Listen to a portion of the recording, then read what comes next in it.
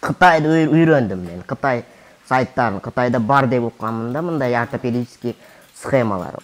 Дем албай өзүңүзгө азарт келгенде дедим, азартыңыздан өзүңүз келип мына аса бериң дедим да. Мектепте 9га чейин окугам, бирок сертификатым бар компьютерден 2. Буда тартынгандан кийин баягы башым жөн эле дем алып калат. Бала чака училиште жашайт экенсиз да. Анан мен айттым, мен андай экзаменге акча төлөбөйм. Мен өзүм окуган билим менен өтөм экзаменден. Права алыш керек деп чечтик. Анан правага окуйсуңбу десем, өзүм дагы максатым ушу окуйм деди. Мен окубайм тигүүчүлүктү, и так билем деп жүрдүм. Анан айла жок, окуйсуң деди эле, атам окудум. Азыр мен өкүнбөйм. 17 баладан 1 мен өтүп чыктым да.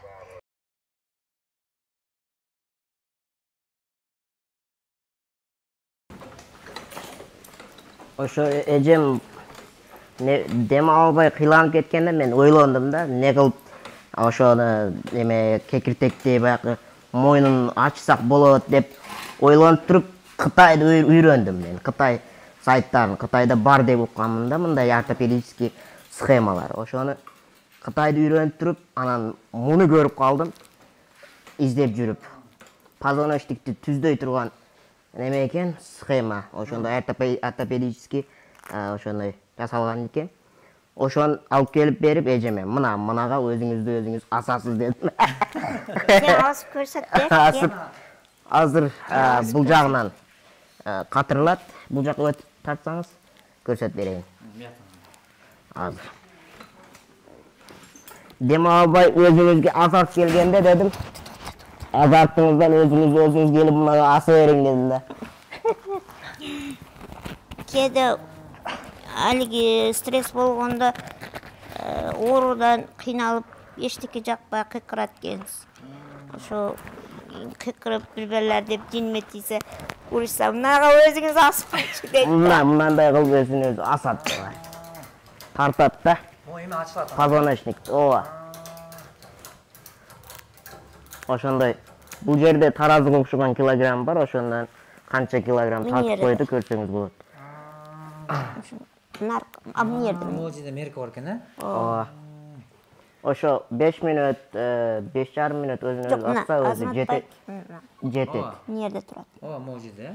Ооба. Көп асынып болбойт, оорутуп коет позвоночникти. Ошого кичине асып туруп, анан кысылып турган эмени тартат өйдө, э? Жүлөндү тарт. Ооба, ошонун асын тартсаңыз өзү бошоп түшүп калат. Мындай кылып чечип кое бересиз.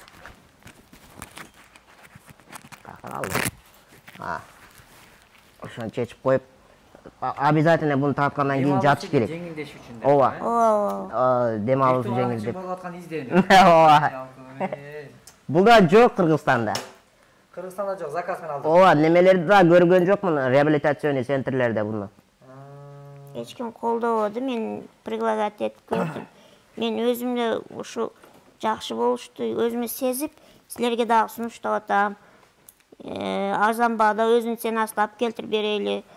Бу жерде таппайсыңар десем, ошо биз врачтар деле билбейт да буну. Колдонуп көргөн эмес. Колдонгондо кадимкидей жеңилдик берип аттыбы ушу? Ооба. Анткени эме чоюлуп атат. Ооба. Дем алышыңыз жакшыртат. Анан башым ооруйт, тынбай эле арт жагы тартып. Буда тартынгандан кийин баягы башым жөн эле дем алып калат. Оорубай. Буюрса бул деле эмес, бардык нерселерди Кытайдан алып келишке аракет кылабыз. Буюрса заказ менен. Дастандагы жөн отурбай, изденүү күчүндө экен. Өзү үйдө отуруп, бирок дүйнөнү кыдырат экен, достор. Дүйнөнү ошондой интернетти жакшы түшүнүп, изденип, Кудайым буйрса. Мен мектепте орус тилин өтпөгөн да, мага 8 жыл англис тилин өткөн. Англис тилине мен да кызыгуу болбогон. Ошого мен орус тилин немеден интернеттен эле үйрөнгөм. YouTube'дан кыдырып, тааныш досторум менен, орус досторум менен таап, WhatsApp группа, Telegram группа кылып, орус досторум менен эле үйрөнгөм орус тилин. Мектепте 9га чейин окугам, бирок сертификатым бар компьютерден 2. Азыр эми дагы IT болуп окуп атам онлайн, Geeks деген академияда. ошодон да сертификат алышка аракет кылып атам. Men birinchidan assalomu alaykum bir tuğandar. Men uy bilemde 3 invalid qarab turmuş ayolim menen turmuş qurganıma 40 yıl bolgan bolsa 40 yılın içinde birinchi qizim invalid törelip qaldı.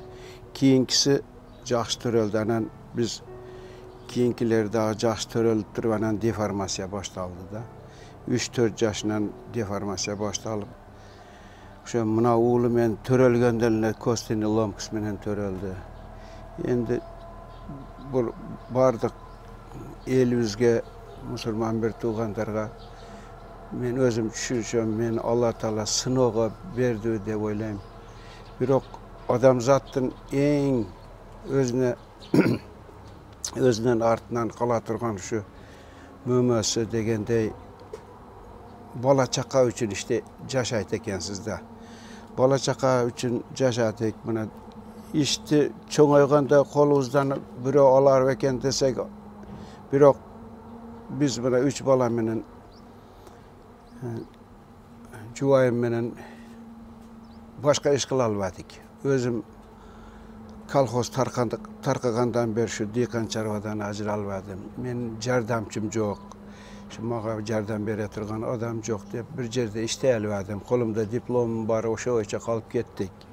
Emi bizi jaşabız şu baldar üçün bolup kaldı toka. Şu baldarımı dep şuncha yıldan beri jaşadım. Emi dağı Allah'ın bir sınavı eken endi buga dağı şükür kılıp jursek buna kızım menen oğlum dağılamışa. Akırkı aylarda Feruza degen kızım öte uğurlaşıp oşa skleroz deyip nime deyt skalyoz bu. Omurtkası deformasiyası küçeyip ketip öpkesini kısıp, yüreğini kısıp, kislorod yetişpey. Hazır kislorodda jatıp kaldı. Oşada hem oyak bir yakka jügürdük. Vraçlarga müracaat kıldık. Olar hem kolunuzdan kelse siz operasiya jasatın. Oşa menen bir 15-20 santimetr omurtka tüzdölüp kalsa öpkesi kısılgan yerleri açılıp kislorod jakşı поступление bolup sal jaşoga ümiti bolup kalat dedi. Oşaga koldan kelgençe özüm hareket jasadım. Kolumdan kelgen mal koyum sattım. Maşinam barıla onu sattım. Emi tuğan uruk jardam kıldı. Birok Indiyaga dep aytışkenle Indiyaga men özüm nimem jetpey kaldı. Oşan üçün silerge bir sahavat peşe adamlarga jardamgarga muhtaç bolup kaldık. Oşa kolunardan kelgençe jardam berip koyuңuşuңar suranam. Allah razı olsun. Odam farzandlari hammasi deydi, bitta tanani a'zolari kabidir deydi. Ya'ni bittamiz bitta a'zoni boshi bo'ladigan bo'lsak, ikkinchimiz qo'li bo'ladigan bo'lsak, uchinchimiz oyog'i bo'ladigan bo'lsak, ba'zilarimiz ko'zi bo'lamiz ekan, ba'zilarimiz yana bir a'zosi bo'lar ekanmiz. Demak, shunday bo'ladigan bo'lsa, mo'minlar bitta tanani bir a'zolaridek bo'ladigan bo'lsak, endi aytadiki sohibi kitob. Bu tanani a'zosidan biror joy og'rib qoladigan bo'lsa, boshqa a'zolar beg'am tura olmaydi deydi. Ular ham birgalikda buni azobini tortadi deydi. Endi buni bir chiroyli bir davomida bir bayt aytadiki, tugar mehnati digaron beg'ami nashoyat nomand mehant odami deydi. Agar deydi, qanday sen bandasan, qanday insonsanki deydi. Hamma bir tanani a'zosi bo'ladigan bo'lsaydi, qanday insonsanki, birov og'rib betob bo'lib tursa-yu, sen beg'am yursang, qanday endi sen mo'min bo'ldingki, qanday endi sen deydi Allohning bandasi bo'lding deydi. Hurmatli jamoat, aytmoqchi bo'lganimiz nima? Ushbu xonadonda shu akamiz Arzimat akaning farzandlari hammasi ham nogiron. Faqatgina nogironlarning ichida bir qizimiz borki, nihoyatda hozir shu yordamga muhtoj. Agar qaysi bandai mo'min shu bandalar qatorida Alloh taoloning savobidan umidvor bo'laman deganlar bo'lsa, ozgina ehsoni bilan juda katta mukofotlar, qator savoblarga ega bo'lishi mumkin. Shuning uchun bularga bu berilayotgan betoblik, boshqa kasalliklar aslida Alloh taoloning mehribonchiligi edi. Ya'ni payg'ambarimiz Muhammad alayhissalomda hadislari keladi. Iza aradallohu bi abdin khayran ajjala lahul uqubata fid dunya. Ya'ni payg'ambarimiz aytadilarki, qachonki Alloh taolo bir bandasini yaxshi ko'rsa, bu bandaga uqubatlar, mehnat, mashaqqatlar beradi.